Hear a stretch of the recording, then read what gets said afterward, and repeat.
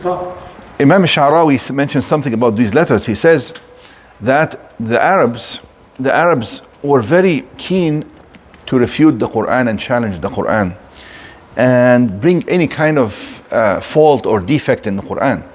And still, it has never been reported that the Arabs criticized these letters at all, because they saw the miraculous nature of the Quran.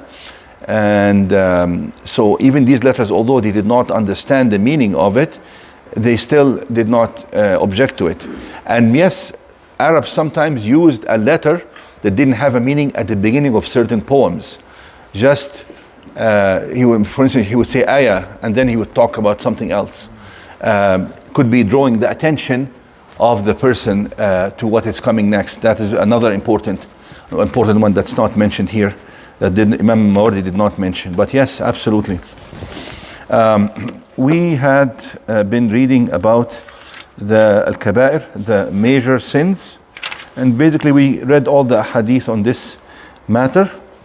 And then the next part talks about Tahrim al-Kibr wa Bayanu, talks about the prohibition of arrogance and boastfulness, and definition of what arrogance means in Islam.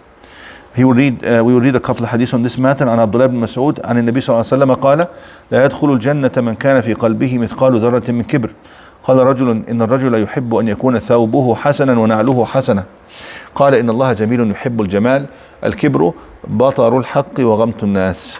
Explanation, translation of this is that Abdullah ibn Mas'ud says that the Messenger ﷺ said that the one who has even an atom's worth of arrogance in his heart will not be admitted into Jannah, will not be admitted into Jannah.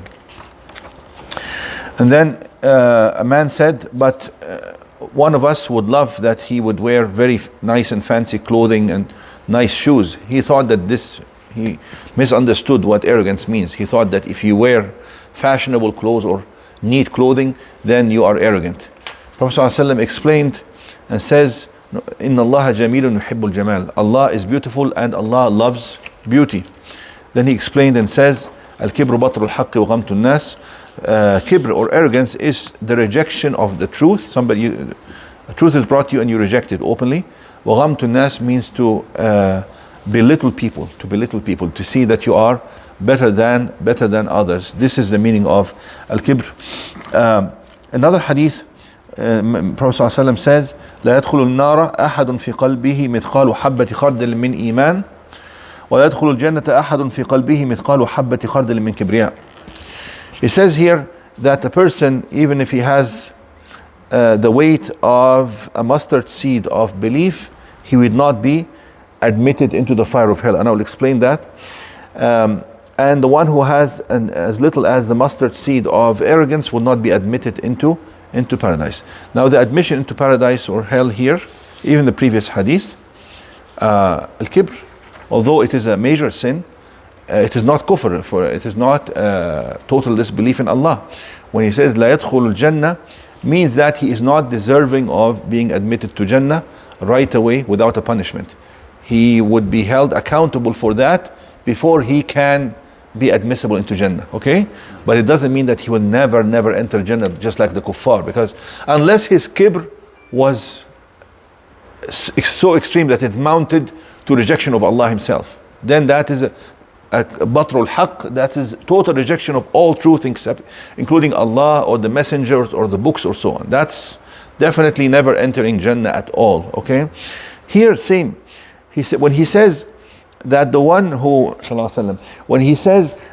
has the worth of mustard seed of belief would not be admitted into the fire of hell, that means he would not be admitted into the fire of hell in the same manner as the kuffar, which means he would not be in the fire of hell eternally, because he has even a mustard seed worth of belief in his heart, which means that he will definitely be taken out of the fire of hell even if he is punished for certain sins, because a mustard seed of belief, that's a very little amount of belief, and probably such a person is not really fulfilling the obligations of Islam, such a person.